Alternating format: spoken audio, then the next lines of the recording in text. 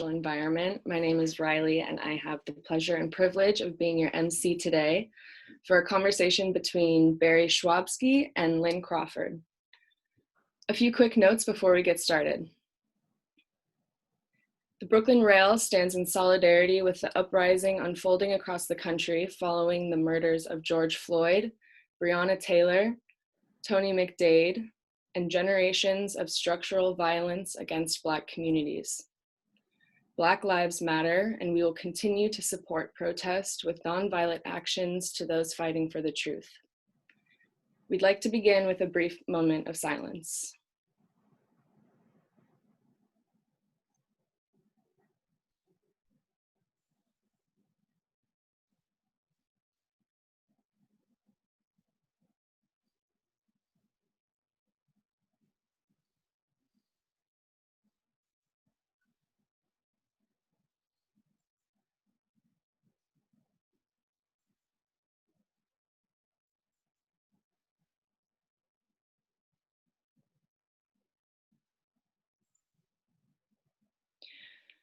We'll be recording this gathering for the Rail Archive. If you'd prefer not to be seen, you can disable your camera by pressing the Stop Video button in the bottom left corner of your screen.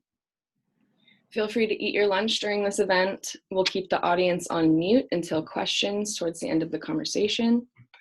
If you have any questions, please write them in the chat and I will call on you to speak during the Q&A, or I'm happy to read the question on your behalf. The Rail team will be helping out with tech if you have any questions, and our production assistants, Emily and Claudio, will be typing closed captions to make the talk more accessible. So feel free to turn those on at the bottom of your screen. And before we depart, the esteemed poet John Coletti will give us a short reading. Special thanks to the Richard Poussette Dart Foundation for sponsoring this week of the New Social Environment. The Richard Poussette Dart Foundation advances understanding of Richard Poussette Dart as a visual artist, supports educational programs where art making is a vehicle for positive personal transformation, and promotes intellectual exchange within the arts. And now to introduce today's host, Barry Schwabsky is art critic for The Nation and co-editor of International Reviews for Art Forum, as well as a poet. His recent books include The Perpetual Guest, Art in the Unfinished Present, a selection of his art criticism from The Nation, Heretics of Language, and The Observer Effect on Contemporary Painting. Forthcoming are a monograph of the British painter Gillian Carnegie, and in 2021, a collection of poetry, A Feeling of And. So Barry, with that, I'll let you take it away. Well, thanks very much, Riley, and thanks to everyone at the Rail for inviting me here to take part in this. And also thanks to John for following us up with a poem that I'm going to look forward to hearing. Yeah, I mean, it's really wonderful that you've asked me to speak today with Lynn, and it's something that I have to say makes me a little bit nervous because Lynn, I consider one of the absolutely most remarkable writers that we have among us today. So I feel like I have a kind of responsibility to, to sort of hold her up to the light and let her shine. It's like somebody gave me a very valuable diamond and I had to create the setting for it or something. And I'm not sure if I'll do it perfectly or not, but I'll do my best.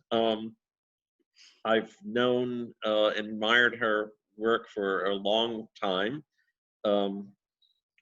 She has written, well, her new book, which I'll hold up here, is Paula Regossy, which we'll mainly talk about tonight. And that is her 7th book of fiction.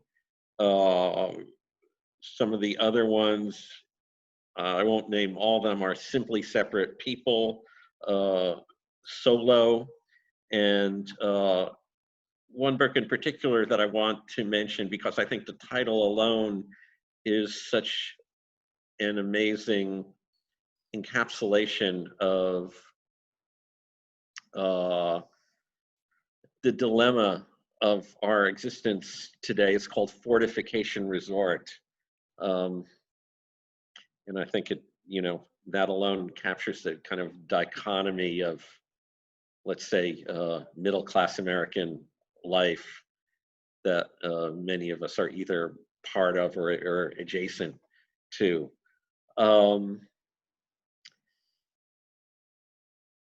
Beyond her biography, beyond those publications, I think I want to actually start by asking Lynn about. I'm really curious, Lynn, when and how you came to writing.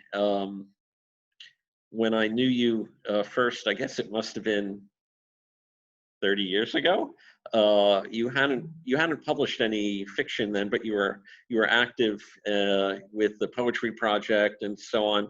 How did that all come about? Well, I moved to Detroit, from Detroit to New York to get my master's of social work at New York University, and I was a huge reader, but I never in a million years thought I'd write.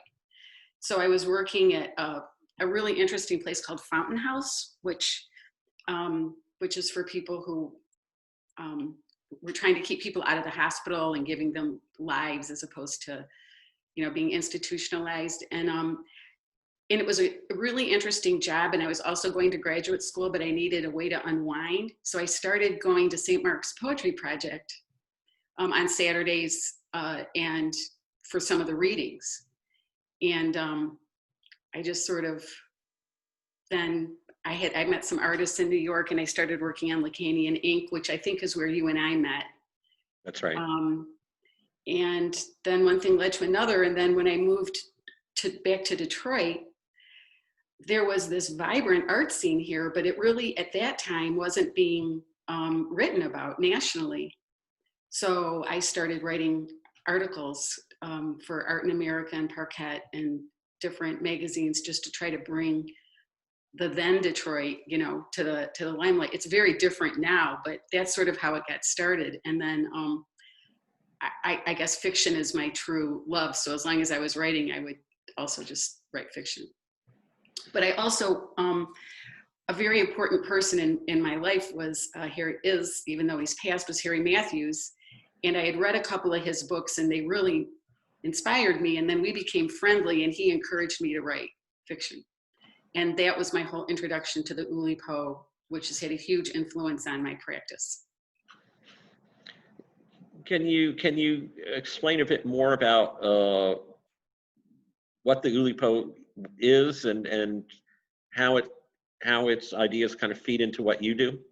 Well, the Oulipo, I always feel when I talk this way, either I'm talking to people who know way more than I do, and I'm going to sound like an idiot, or I'm going to talk to people who don't know anything about it. But it's basically, it's a French group of writers. And well, it was founded by Ramon Queneau as a response to being kicked out of the Surrealist group by André Breton. And one of the things the Oulipo, those three Oulipo, though it's made up of 3 words, French words, which basically the workshop for the potential of literature. And instead of workshop, I think there's some French word that meant sewing circle. So this idea was that you were sitting around doing these exercises, not necessarily that the work you put out would be amazing, but that you'd exercise your brain in a different way that then might make you go and look at something amazing. So a lot of the structures that they used, like the medieval poetic form sestina, the lipogram, eliminating the letter E, are, some of them became great works of literature, and some of them are just good ways to get out of your rut.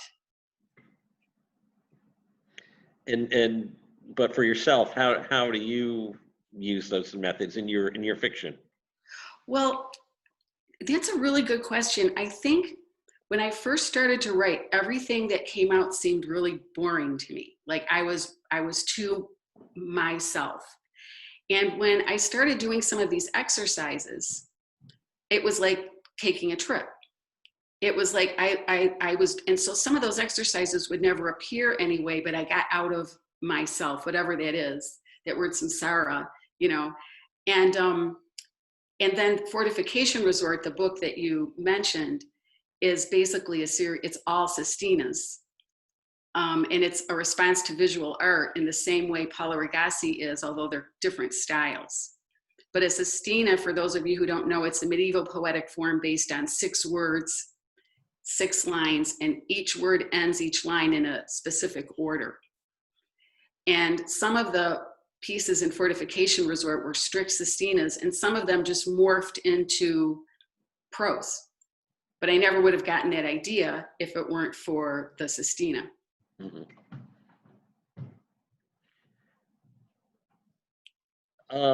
And how does the kind of the artifice of using these kind of constrained structures like sestinas intersect with the degree of realism that you have in terms of the depiction of communities, personal relationships, everyday life, and so on? I'm not sure that I can answer that. I will tell you, we talked about this yesterday. So in the case of Paula Regossy, this book was based on a painting here by Peter Williams, the great Peter Williams. And the painting was titled Pussy Galore. And when I first saw the painting in an art gallery, I just thought, oh, I loved it before I knew the title. And then I thought, oh, I could write Pussy Galore. I could reimagine her as a character. And then you mentioned also, you reminded me of, what is it? The Austin Powers character. A Lot of Vagina. A Lot of Vagina. So it had kind of been done. And then I realized, I thought, oh, that would be like, you know, the young woman about to lose her virginity, looking out the window at a sapling, or, you know, some type of metaphoric connection that I didn't feel like I needed to do, or anyone did.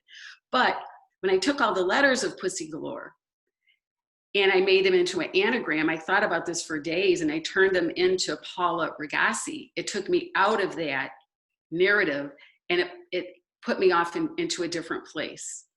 And she was connected to Pussy Galore, but she wasn't. She wasn't narratively, she was structurally connected, but not thematically. Yeah. And what you took, obviously, from this sort of James Bond background, besides the letters with the name, is this idea of the secret agents. Yeah. But we never really, or at least I never really understand, it's always a little bit mysterious in the book, who are they agents for or of? What is their agency? So in the same way, James Bond, you know, there's, what is it, Mom? There's some sort of shadowy head that somehow provides a moral compass, I think, or maybe a professional compass for all the, but you know, you never really know in an agency, right? You never really know who's doing what. So I had this character, Haas, that I kind of stuck in as the head. And then basically what these people are all connected by is some type of, in many cases, trauma or awakening, where they realized they really wanted to do something which would take them out of the stream of dailiness, right? It's hard to have a real honest, it's hard to have a family. It's hard to be opaque. It's hard to go into therapy. It's hard to, you know, but there's this really fascinating, what am I thinking of, like, you know, kind of playing all these different sides of things. But what bound them together was this sort of pure devotion for what they did. And a lot of them do it as a recovery from some type of crime, trauma, whatever. And what structured all the other pieces is also art. It's visual artwork or art spaces that I've seen in Detroit. Some of them are Detroit based, like Marie Herman or Biba Bell. And some of them, like Elizabeth Murray, who was mentioned, isn't Detroit based at all. So it just happened to be different, you know, going to the Detroit Institute of Arts, going to Museum of Contemporary Art Detroit, going to various art spaces, and then just artists that I've known here over the years that really in some way got to me. And I didn't want to replicate what they were doing. I wanted to take it and kind of fan it out somewhere. So to me, there's a real strong connection. But I'm not sure if seeing the artwork would make that any more clear. It was in my mind. Yeah, I mean, there's nothing anywhere in the book like a conventional idea of ekphrasis that you have in a lot of writing, of a kind of description of a work, imaginary or real. And so, I mean, I can certainly say that looking at the painting that's on the cover, aside from the fact that it has a very kind of mind-bending abstract structure that engages me without my being able to actually feel that I've understood it, which is what I think, what I get that it has in common with the piece of writing that you sort of generated from your response to it. Nothing else seems to be connected. Well, you know, I think maybe it's because the images aren't in front of you, and because a lot of these artists are based in Detroit, they're not necessarily known, you know, to people who don't live here. Not that they have to be. I mean, some of them are, but I think what, you know, I keep thinking, and I might be using this word wrong, but I keep thinking of metonymic or metonymy, where you take a piece of something and then it fans out into its own, as opposed to metaphor where it's, you know, equality somehow. Mm-hmm. It fans out into its own thing. So what I would say is the procedural beginning was the same for every single one of these things. And it really involved spending a lot of time with the body of work done by each artist. And sometimes I combine artists because I sense a similarity. It might not be a visual similarity or a disciplinary similarity, but there's some strand that in my mind makes complete sense to bring them together. Kind of like a chef might combine certain ingredients untraditionally. Or an art space, like the Detroit Institute of Arts or Dobble's Bead Museum. So I spent a lot of time thinking, and I had a real clear logic. I'm not sure how important that is for anyone to know what that is, but it didn't come from intuition or just sporadically. Yep. It came from real deep consideration. And one of the things I'm most interested in, you know, there's a lot of sentences in this book where I'm quoting, you know, like Roberto Bolaño, you know, the sky at sunset looked like a carnivorous flower. You know, sometimes you read a book or I do, I spend a lot of time reading novels. And I find a sentence that I've underlined maybe 20 years ago, and I come back to it and I love that sentence, but what do you do with it? It's in this book. Yeah. So I feel like taking that sentence out of the book and putting it in a different context, especially with a body of artwork, it's almost like it gives them both some type of, I don't want to say new life, but it gives them a new connection. Mm-hmm. And it makes me feel like I'm attending to something. Like if you're weeding your garden and you find something that's not a weed, you want to hold on to it. And it's attending to things that people have done that are very meaningful to me that I'm not ready to give up, you know, and I like spending time with them. And it's almost like having a dinner party. There's certain friends you want them to meet each other so badly, you know, and you're so happy when they do. And they might not get along, but still you're happy. That's a little bit how some of this felt.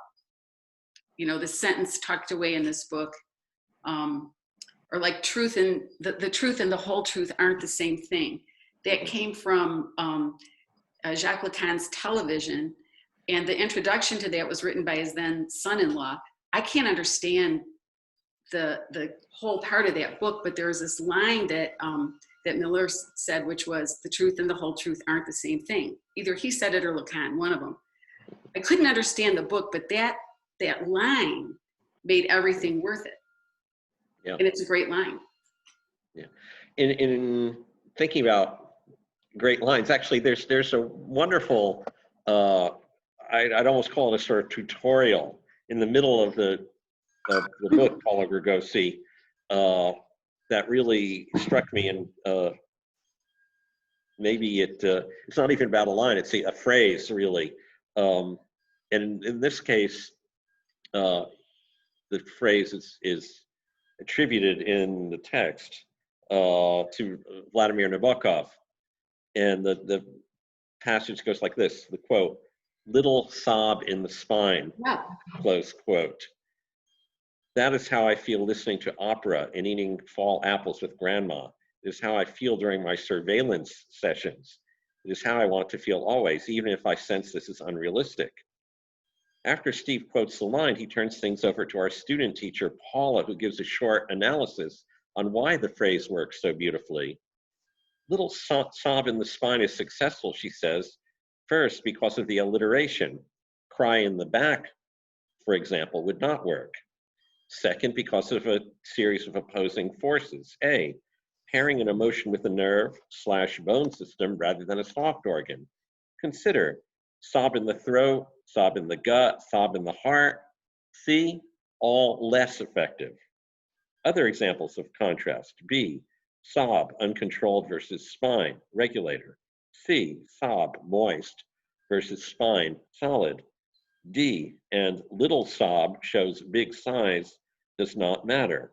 Convulsion in the spine would not work, or tidal wave, or hurricane. Little sob joins other potent mini thrills, pinprick, dewdrop, eye flash, flutter against any body part. And somehow, to me, it was so generous of you, to put in the middle of the book a sort of explanation of how every phrase of a wonderful piece of writing weighs and understands all these little resonances of what the words do to each other and thereby do to us. And so it made me want to find where little sob in the spine, where did that come from? Lectures on literature. Well, yes, that's what I found out. And it's very funny because it's to say, on the first view, it's not from a piece of writing by Nabokov. It's not from one of his novels or poems or essays or so on. But actually it is, because he never gave an oral interview. All of his interviews, he demanded written questions and gave written answers. And this is actually, as I discovered from his very last one, where he says, first of all, I do not wish to touch hearts, and I don't want to affect minds very much. What I want is to produce that really little sob in the spine of the artist-reader. And I found it also interesting that the artist and the reader are one in his view. So it's himself.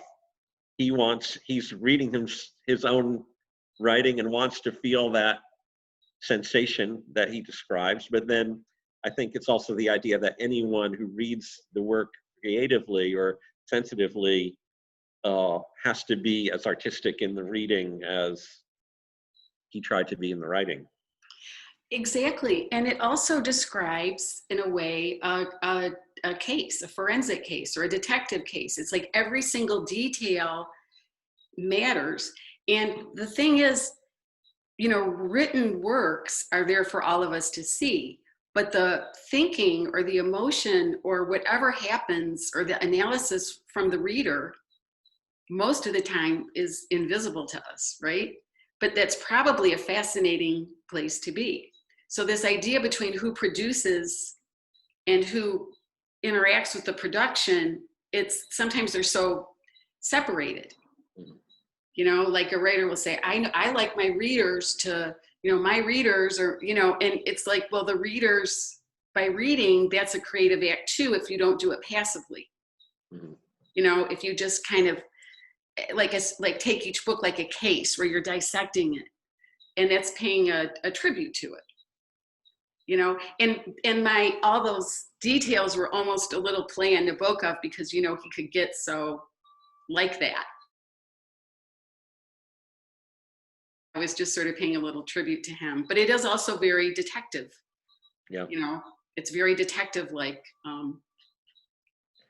But you know, his way of doing that is different than yours, in at least this one way, which is that he, and I think this came from the fact that he was a multilingual person.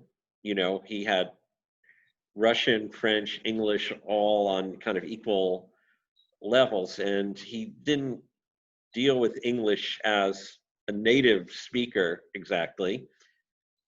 He seemed to kind of deal with it as one of his fabulous butterflies Yeah. that he was in love with.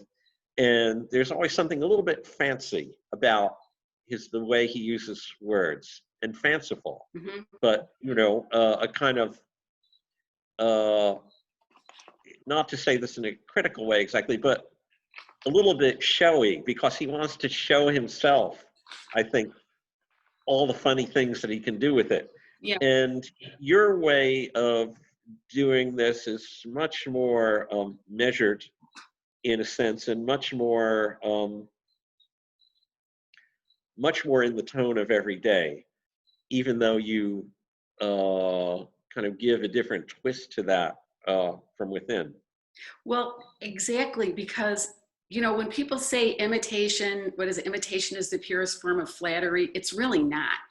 You know, I mean, this word quiddity, Fong and I know he's gone, but we spoke at the Detroit Institute of Arts a couple months ago, and we talked about quiddity, which is, you know what that is?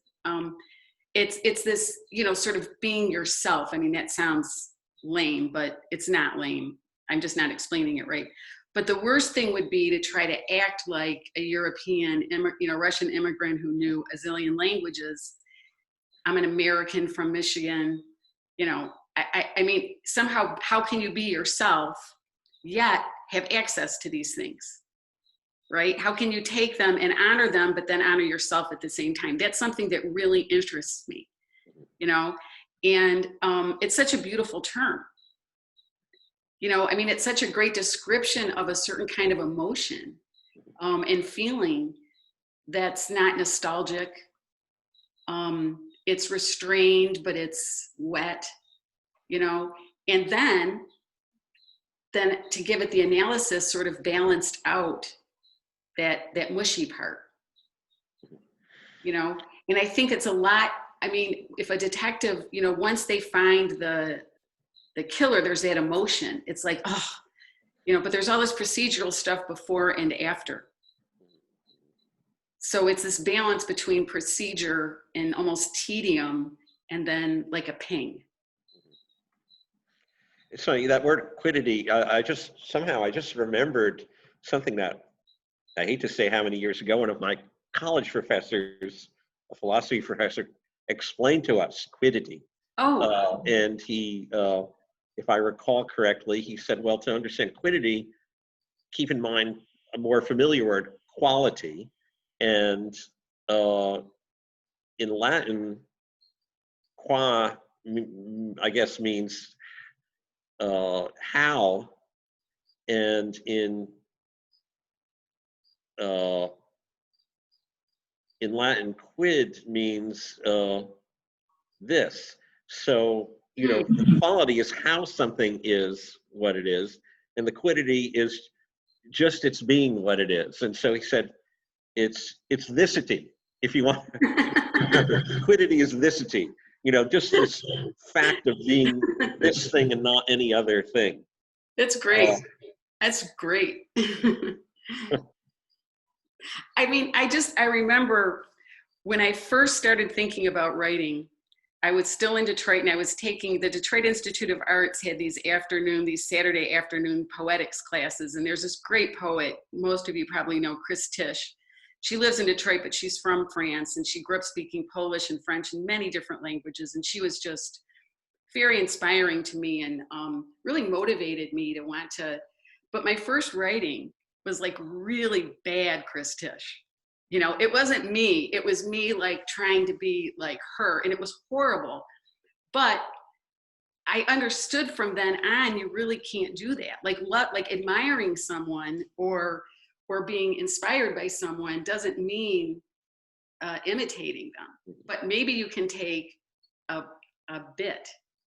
You know, maybe you can take something small and then make it into your own, which in my mind is kind of metonymy. It might not be, but taking a part and letting it fan out somewhere else.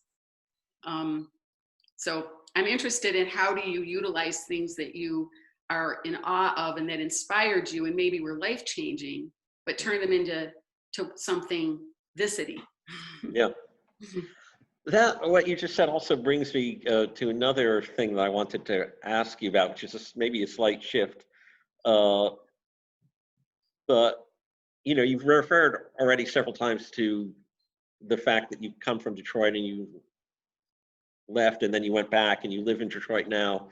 And I'm just curious if you could say a bit more about that context and what it means to you and what the kind of rootedness that you have there means, and how the changes that we all know have come pretty dramatically in Detroit, how that affects your life there as a writer and art writer and so on. Well, first of all, I grew up in Flint and Ann Arbor. I went to college in Ann Arbor. I moved to Detroit and worked as a waitress, and that's where I met Chris Tisch. And at that time, you know, it's interesting. And then I moved to New York, and then I moved back to Detroit. And I think a lot of interesting things in Detroit were going on in more secluded places at that time, like porches or basements, or like there was this great Electrifying Mojo was this great DJ who had a huge influence on techno musicians, and a lot of people here listened to him in I think it was probably like 70s and 80s. And he had this thing, like, I can't remember what it was, but it was like stomp your feet, you know, flash your headlights, do something, turn your porch lights on, but it wasn't dancing in the street. Right? It was this idea that a lot of people were in confined spaces and having really amazing things. And the techno musicians here, you know, Derek May, Juan Atkins, and Carl Craig talk about how a lot of that work came because they were working inside at that time, like in basements and things like that. Well, now it's very different. So when I moved here, it was more like that. I lived in the suburbs, but my husband has a business in the city. But then at that time, a couple people were interested in starting a contemporary art museum. And they asked me to be involved. And so we started thinking about opening what now is Museum of Contemporary Art Detroit. And when we were getting this going, and I know you've read there and you were involved early on with the poetry series, there wasn't a lot of street life. And we had a hard time getting a lot of people here were worried that if there was a Museum of Contemporary Art Detroit, it would take away from the Detroit Institute of Arts or Cranbrook. But anyway, that was a really interesting experience seeing that. And now I feel like this old person because I'm saying, there wasn't always a Museum of Contemporary Art Detroit, you know, like all these fabulous artists like we're showing and have these great careers. And it just seems like it was always there, and as were all these wonderful galleries and this activity. And so it's been interesting to see that change.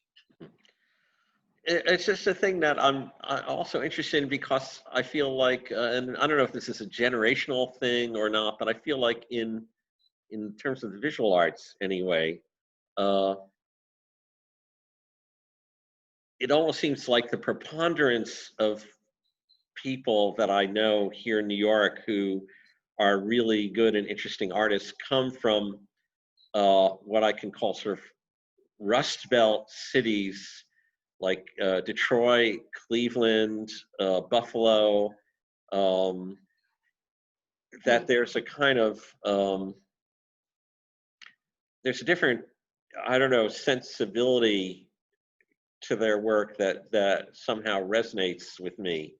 And so I'm always a little bit curious about those places, but as someone who's not there or never spends any time there, you can't really understand how things arise there. Where did you grow up? Well, I grew up in another Rust Belt city, smaller, Paterson, New Jersey. That was an old mill town, and actually the first industrial city in the United States started because Alexander Hamilton went there at the end of the 18th century and saw that the waterfall there could be used to power mills.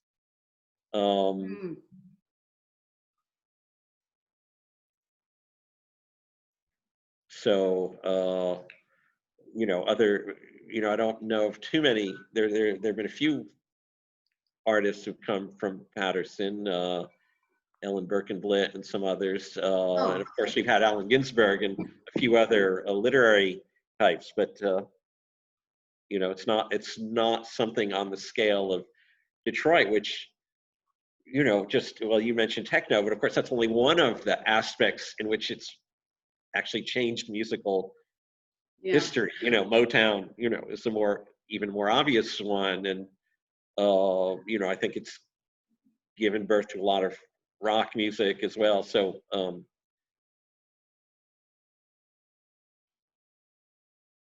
yeah, I mean, yeah. It's such a big topic. I wasn't born here, I didn't grow up here, but it's but what you're saying is interesting. In Flint, where I did go to high school, you know, there's this thing. When I moved to New York, I was really disappointed that not everyone I met was really smart. And I think that when growing up in Flint and then moving to Detroit and even spending time in Ann Arbor, but especially Flint and Detroit, I met some of the smartest people to this day I've ever met. Mm-hmm.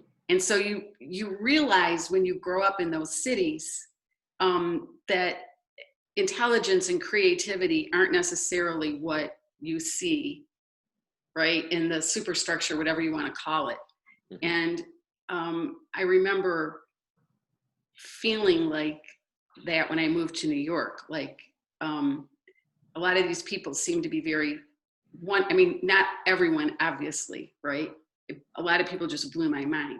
But there is this thing that really interests me in the integrity and intelligence and creativity. And I was a bartender for a long time and a waitress in Detroit. And that also, you know, I met some of the smartest people to this day. I mean, that's how I met my husband. And I met a lot of my friends. And so I think there's something about that, you know, about being out of a place where there is, at that time anyway, or in maybe places you're talking about where there isn't that easy access to making a name for yourself. Mm-hmm. But it's not a life of quiet desperation at all. It's a fulfilling, beautiful life that just not everybody knows about outside of their friends and family, maybe.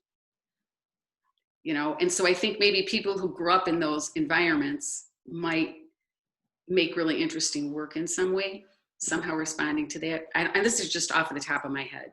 Yeah.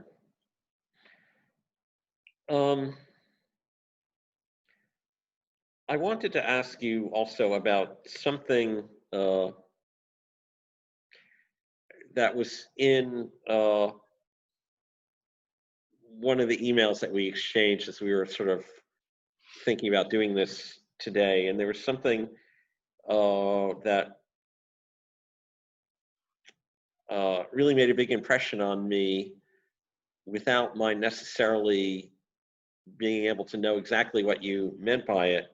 And you talked about writing as a way of keeping hold of what I love. Yeah. And can you tell me a bit more about what you mean by that keeping hold? Or that's kind of what I meant when I was talking about, like, Roberto Bolaño's sentence, "The sky at sunset looked like a carnivorous flower." I loved that so much. And I feel like, you know, I mean, books can be friends, art can be friends. Like, you know, you can interact and there can be so much that you can find in mine and continue with. You can take away something, and it makes me feel less lonely, or, you know, in times like this that are so importantly difficult, it's something that you can think about that is somehow connected to humanity. You know, it's somehow ways to connect, for me, I'm just saying, beautifully with things in this world, despite all of the other things that are horrible. But sometimes it's just a sentence, you know, and I find myself very moved by that. And my books are, you know, lined and notes, and I take great solace in them, you know, and so that's kind of what I meant. And then the works that I chose for Paula Regossy, a lot of these, some of them, the artists I didn't know at all, but some of them were people that were friends or people who I really admired. And I felt like it gave us a different connection, you know? And I feel sort of like great hope in that, small connections maybe, when you can't control some of the bigger. Does that make sense? Yeah. I mean, in a way, it's also making me think of, you know, that famous passage in Proust's Search for a Lost Time about the death of Bergat. And I don't know if you remember that. It's a passage that, for many reasons, means a lot to me. Partly because the death of Bergat was really caused by an art critic. You know, because Bergat is this elderly writer, and he's not feeling well. His doctors told him to stay home, but his favorite painter is Vermeer, and he reads in the newspaper a critic responding to a painting of Vermeer that's being exhibited in Paris, and it's The View of Delft, and the reviewer talks about how beautiful this one little passage of a little yellow spot or something like that is. And Bergat thinks to himself, oh, you know, I love that painting, you know, I studied a lot, but I don't remember that little patch of yellow wall. What is he talking about? So he has to go to the, you know, to see this exhibition with this Vermeer painting. And then there's this very kind of heartbreaking depiction about how he, you know, collapses in the art gallery and dies, and he's dying. He's saying, little patch of yellow wall, little patch of yellow wall.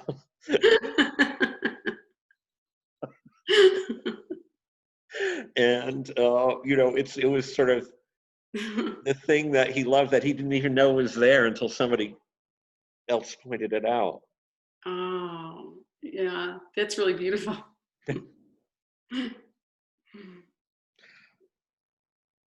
So what are aside from Harry Matthews and Buckhoff, who are some of the other and Bologna, who are some of the other writers who you hold dear or that you feel have influenced your writing?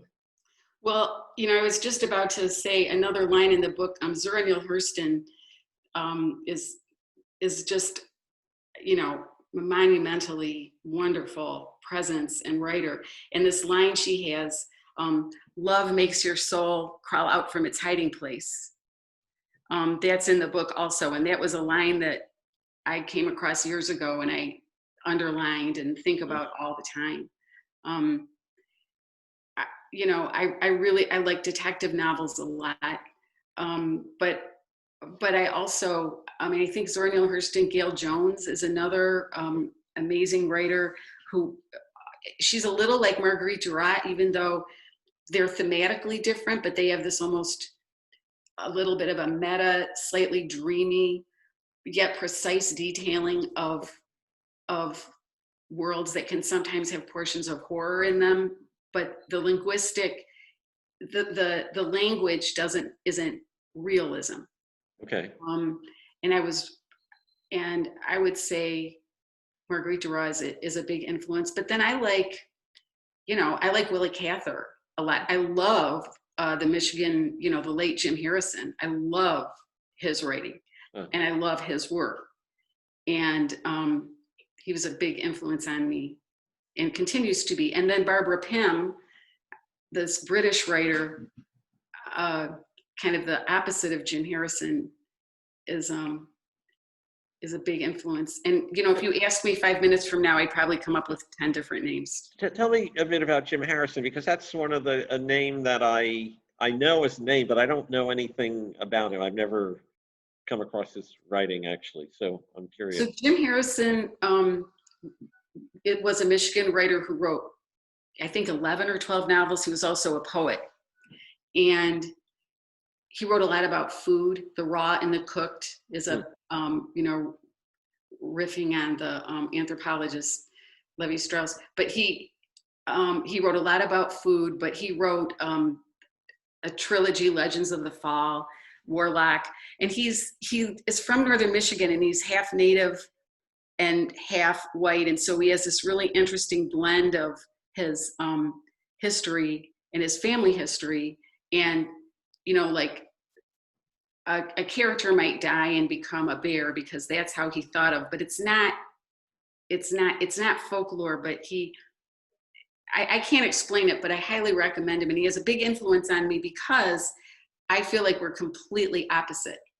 You know, I feel like his writing and our writing is nothing like each other in any way.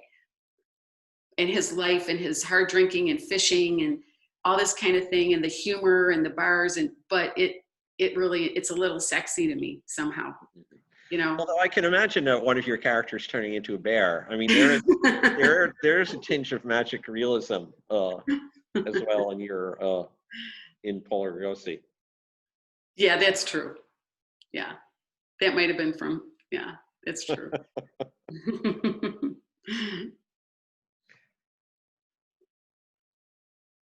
It's funny, you know, another thing that came out in our correspondence is that in talking about your way of sort of transforming or recasting your sources to make something of your own in them, you spoke of that as romantic, and that struck me as interesting because, you know, I think of the whole Oulipian approach as being kind of anti-romantic, you know, and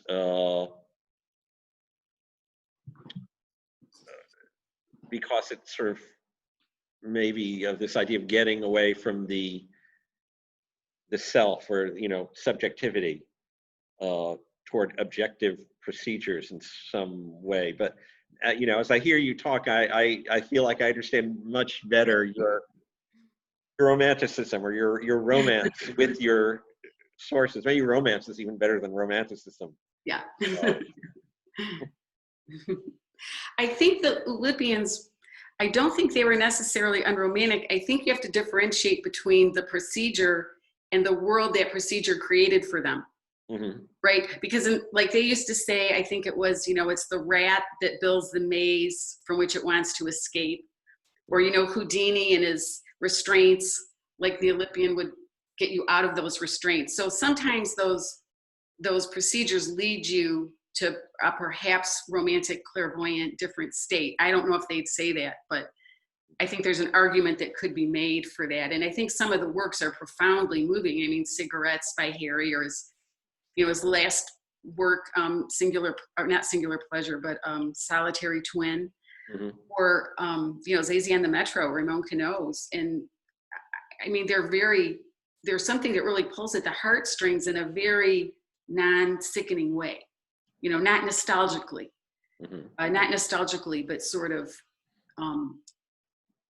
a world you can't quite yet imagine, but it seems hot, you know, it seems exciting. It seems like, oh, you know, not like, oh yeah. Yeah, I guess that actually goes back to that Nabokov distinction between wanting to touch the heart, which he didn't want to do, and wanting to have the little sob in the spine. Yeah, that's good. That's nice. Let's see.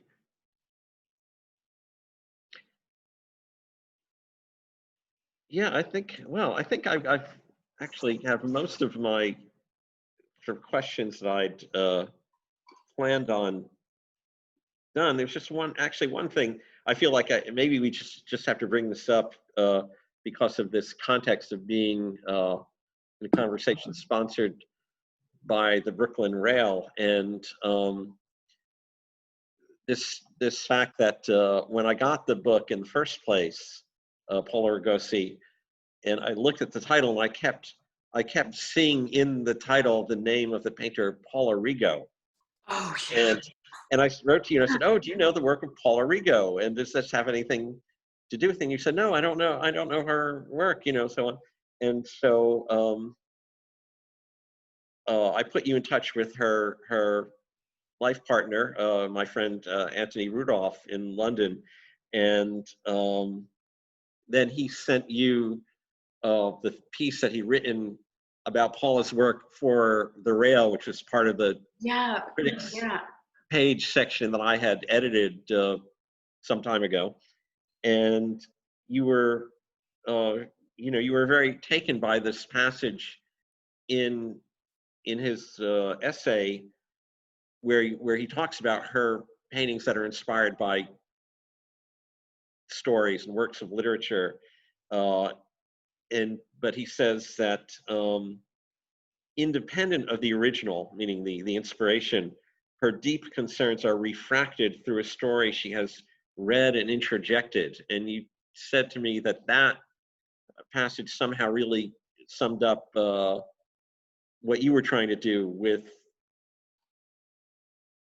the things that give you the energy for your writing, this idea of introjecting them and letting them sort of produce something else of their own. Yeah. That was a remarkable coincidence, don't you think? Yeah, it was very funny. I mean, if you want to say a little about her work. Well, I mean, I'm not the greatest expert in her work. She's she's one of the kind of major, best-known elder painters in the UK. Although she was born in Portugal, I think went to London, I think in the late 50s as a student and stayed there. And she does these very strange, sort of complicated narrative painting, or maybe not narrative paintings, but paintings inspired by stories, and particularly for fairy tales a lot, and kind of the fables. And in a way, I'd compare her maybe to people like in the literary realm, like maybe somebody like Angela Carter, who produced these amazing feminist reinterpretations of traditional stories. And I think that's what Paula Rego is trying to do as well. That shows you where metonymy can lead. Because content-wise, my work and Paula Rego's work isn't worlds apart at all. But their name only came together because I made up this anagram. Yeah. Right? So that's sort of, something to treasure maybe. Yeah, serendipitous connections that we can then hold on to. Yeah. That don't just sort of pass as a transient thing. Yeah. And that sometimes thematic connections aren't as solid or enduring as metonymic connections. Yeah. So. Barry and Lynn, I think that this would be a good time to open up question and answers from the audience, if that's all right with you. This has been a really awesome conversation. I'd love to hear what the audience is curious about. So the first question is coming from a fellow production assistant here at the Rail, Miko. Take it away. Hey, can you hear me? Yeah. Thanks so much for the conversation. It brought up specifically about Detroit. It brought up a lot of stuff for me because I love techno music, and I visited Detroit, and the spirit there was something really amazing. And it kind of goes back to what you were saying, Lynn, about being in New York and being in Detroit and the differences you noticed there.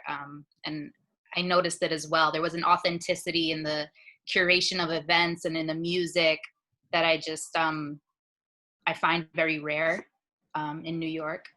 So, but yeah, my question is about activism, specifically artists and what's happening now. Just thinking about like Diego Rivera and the techno group Underground Resistance. And I'm just wondering, how are artists in Detroit responding to the movement right now? Well, that's a great question. And I will say voraciously, but also very, very, very differently. I mean, I can't say there's one way. You know, Right. the artistic community in Detroit is very different. It's not just one thing. And so there's all these different ways that people are responding. And that's one of the interesting things about it, right?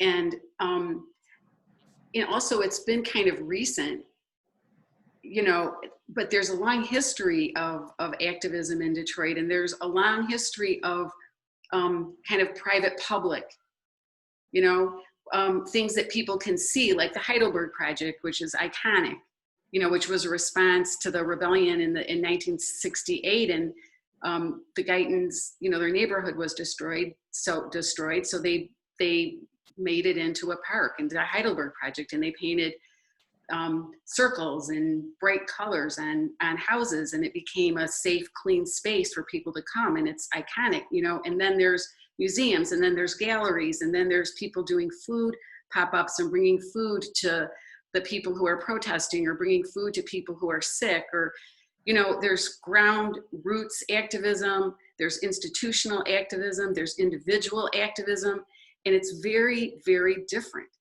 And so Detroit is, you know, it's multiple. Does that make sense? Yeah, definitely. Yeah, it's a very diverse, beautiful community. It doesn't always get portrayed that way, but it really is. That's awesome. Thank you. Thanks for the question and great answer, Lynn. The next question is coming from Indran. I will unmute you, and please correct me if I mispronounced your name. No, you said it right. Great. I'm curious because we share the New York experience. You know, I wanted to ask you about that, how it shaped or messed you up or guided your writing, and does it still visit you in dreams and does it still move you? And maybe you talk about the conversation between you know, Detroit and New York, and how that speaks to you. Well, I didn't start writing in New York. I was interested in writing, but I never wrote really. I just kind of wrote. And then That's a fine distinction, writing and kind of writing. Well, but that's an important distinction: scribbling in a journal or something, as opposed to, you know. But I think I learned a lot in New York. I absorbed a lot, and I was around a lot of, like, Bob Holman was just in one of your talks and here at the Brooklyn Braille, and he was, you know, very inspirational to me. It was clear to me I couldn't do spoken word poetry. That wasn't my thing, but I was around that. And then St. Mark's Poetry Project had, you know, amazing readers and writing workshops, and then Lacanian Ink, this journal that had poetry and visual art. So I was exposed to a lot, but I wasn't myself doing it.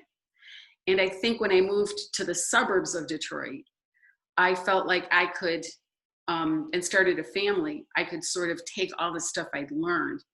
And maybe if I'd stayed in New York, I don't know that I would have written or not. It was so exciting and interesting all the time. I don't know if I would have sat still long enough. I'm not sure, but I'll never know. All right. Oh, hey, Riley, if it's permitted, I want to say that I noticed a question that I'd particularly, or a questioner that I'd particularly like to hear from, if I can say that, because I noticed that there's a question from Chris Tisch, who's actually been discussed in this conversation, and also that her question is one that I'd like to hear the answer to. So I think we should yeah, give the floor to her absolutely. question. Sure. Let me find Chris. Chris, I'm gonna unmute you, and then we have one more question after that from the audience. So go ahead, Chris. Hi, Lynn. Chris, Can you hear me? Yeah. Okay. I know from our conversations that you read poetry and you're very sensitive to the sound of words. And when I read your fiction, I hear your sentences have a very particular cadence, sometimes kind of very precise kind of accumulation of words with almost a staccato kind of rhythm. And I'd like to hear a little bit about how you approach the sonic aspect of your sentences. Do you read them in your mind's ear? Do you read them out loud ever? Let's hear about that. I always read them out loud, because it became very clear to me that I'm not a poet. I don't have that facility with language that a poet has, but my ear is very sensitive to language, and I'm very interested in how things sound. And I also feel like it plays a role in what I want to communicate. Mm-hmm. But I might read a bloated novel and love it, like War and Peace, or some of Jim Harrison's novels, but I wouldn't call myself in between poetry and prose, but sound and communication mean a lot to me. And I feel like if somebody can read that and think about it and understand it, but I always read my work out loud when I edit it. Thank you. Thank you. Okay, there's one more question coming from the audience from Kathleen. So Kathleen, I'm gonna unmute you now and then you can ask your question.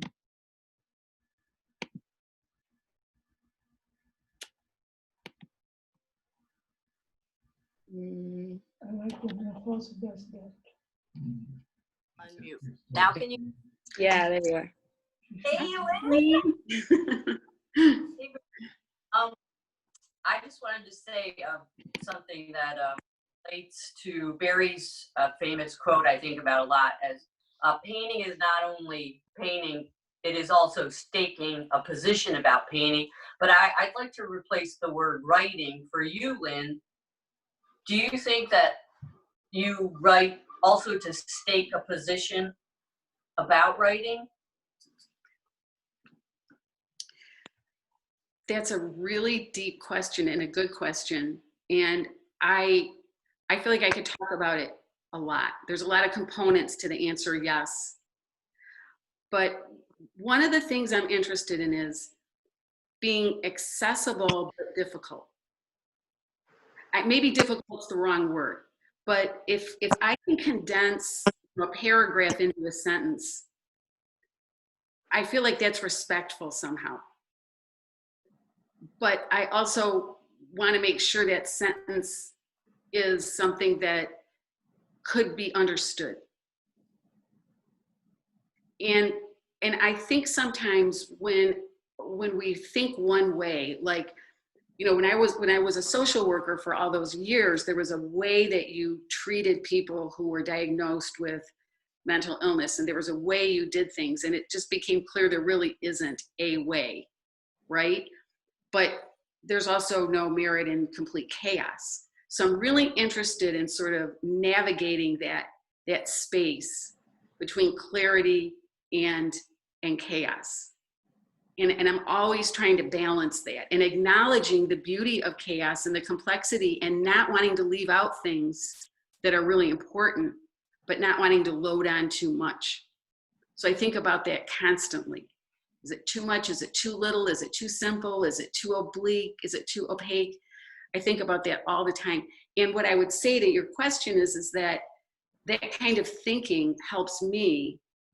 And when it's facing really difficult political issues, like how do you winnow things down, right? How do you winnow down what some of the economic and political and racial issues are? How do you become somewhat articulate and focused rather than just overwhelmed? And it's a balance. So I think about that a lot, if that makes any sense. Does it? Sorry, Kathleen, I accidentally muted you. It does. And that, I think, just widens the analysis of staking a position. But I think I was also even thinking about how your writing is writing about writing and expanding on what writing can be. But yeah, in the wider world also, you could talk about it in terms of taking a position in life. But I think I did mean even more so maybe as a formalist thing, like your writing stakes a position about writing and the nature of writing and what all it can be. I've always been excited about your writing for that reason. Thank you. I don't know if I have an answer to that, but I love the question. And I just love that Barry wrote that. I mean, it's just brilliant. Great, thank you. Good to see you, Kathleen. Thank you, Kathleen. All right, so we did get one more question from the audience from J. Sebastian Restrepo. So I will go ahead and unmute you now. Awesome, thank you. Hello. Hi. Lynn, I guess during your conversation with Barry, Bolaño's work came up, or at least, yeah, or his name at least. And it was just is he influential? I know in your work, something about, what is it, I think it's something mentioning about the agency of these secret agents or something like that. I don't know. I immediately thought of that connection, but yeah. Because I feel like he kind of deals with totally that in the mystery and these very the visceral realism and all that. Really, I don't know. I was just very fascinated by that. But I wonder if it yeah, I mean, the Savage Detectives. Yeah. I mean, and 2666. I mean, absolutely. And I think, his sentences, to get back to this, even though I've only read them in translation, are so beautiful. And his writing is so powerful, and I can spend a lot of time with some of his sentences. But then you can also read him as a narrative, and I absolutely look up to him and treasure my Bolaño books. Yeah. Thank you. Yeah. Can I add a word about Bolaño too? Because I kind of passionately, like everybody, I passionately love his work, and I think of him as essentially a narrator. And what that means to me is not that he makes up stories, but what makes a narrator is the voice that precisely keeps you in the moment for as long as it takes to work out what the story might be. And I think that's a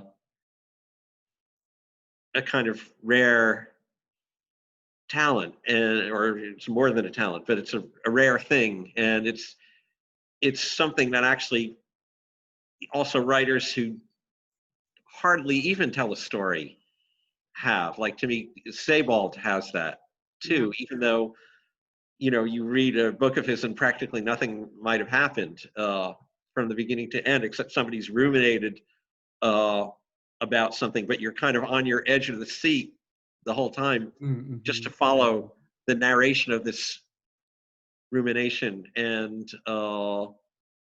yeah, I mean, that's how I feel about your writing too, Lynn. I mean, it means so much to me. Thank you. Thank you. All right, thank you everyone for your thoughtful questions, and Barry and Lynn for for the full conversation and the answers there. The Rail has a daily ritual of ending lunch with a poem, and today we are thrilled to have John Coletti read for us. John is the author of Deep Code, Mum Halo, Same Enemy Rainbow, and Physical Kind. With Anselm Bergen, he is the author of the limited edition Skazers.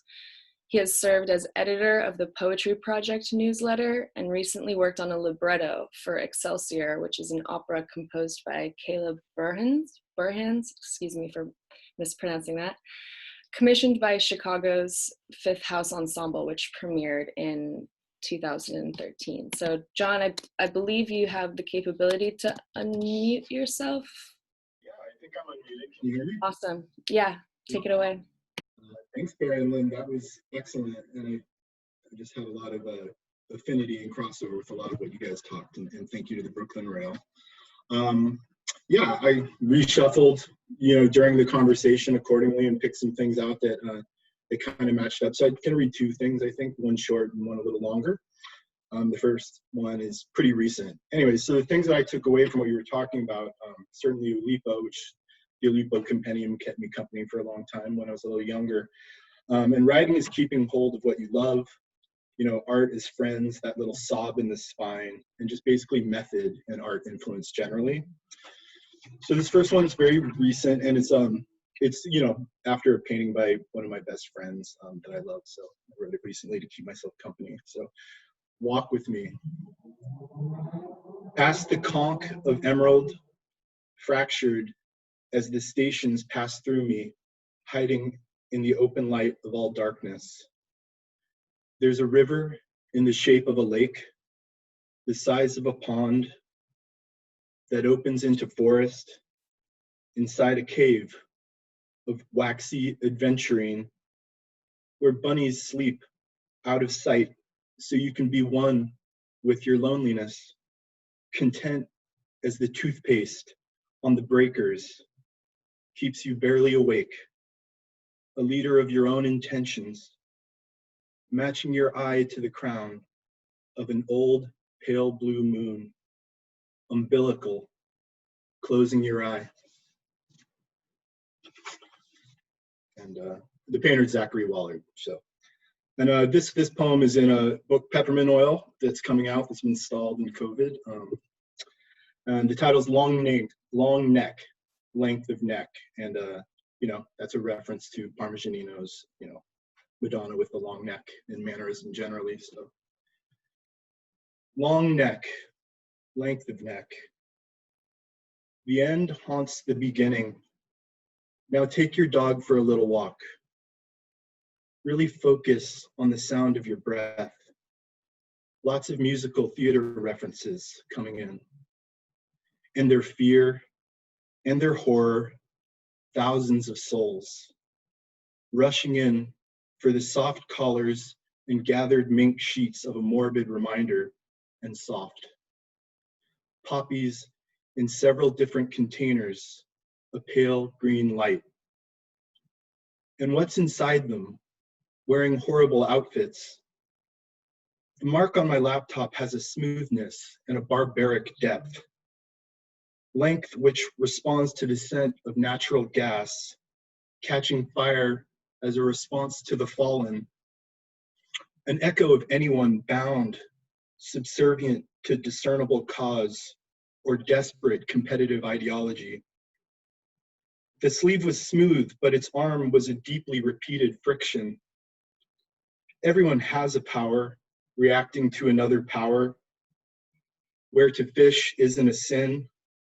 Furry, pursed mouths, fed by green water, ready to make other sounds, firecrackers, voices peeling off roots in an acoustic, squared off battle cap. Bouncing in common song, walking from the scratched, cheap manufacture to the unpinched airplane. A lack of durable hydration to heal the throat. A werewolf's orange knit cap on Tarkeen's longboard tea service. An 80s judo class cube of finest quality. Coveting the hair ties of the grudged worker. from your projected op life, belching in an imperfect scarf. Maroon to the red, off blue, white, unelaborate. Should we pay space towards protocol or elongate an empty set of answering tubes? One just got shot in the arm by his nemesis, as you are perceived. Carries with you or does not. I'm glad it does for me. I wanted to leave tips, but the government work this year is too long. All minor importance hung behind near fire. Decorative plates you walked through meant something to someone once. I talked through my friends. We all want to smash some wine in one cheek, some beer in the other, cross a bridge 3 or 5 times, give a little, do that. Be near your next better choice. My final ranking and the rest in the room. I'm doing nothing. Waiting over here like a South Star. You keep to rise up and believe in something I believe in too. Thank you. Thank you, John. That was really beautiful. And thank you again to everyone who joined us today. Thank you, Barry and Lynn, for your time and sharing your work with us. Tomorrow we'll be here again at the same time with Francesco Clemente and Carlos Basualdo. So we hope to see many of you there. And as you start to leave this meeting, feel free to unmute yourself and say goodbye. So I'll leave that there, and have a nice rest of your day, everyone. Thank you. Thank you. Bye. Thank you so much. Take care, Thank Lynn. you so much. Hi, Adrian. Good to see you. Riley. John, fabulous Lynn, Barry. Hi, Tyrone.